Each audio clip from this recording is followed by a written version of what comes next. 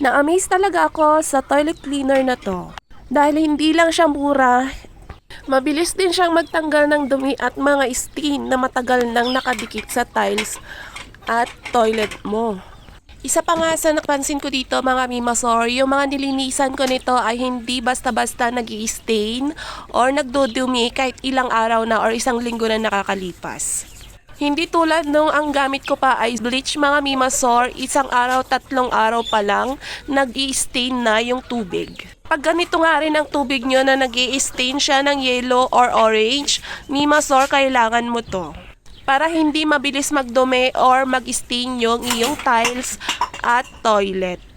So ano pang naantay mo mga mimasor? Andyan na yung yellow basket, mag-check out ka na.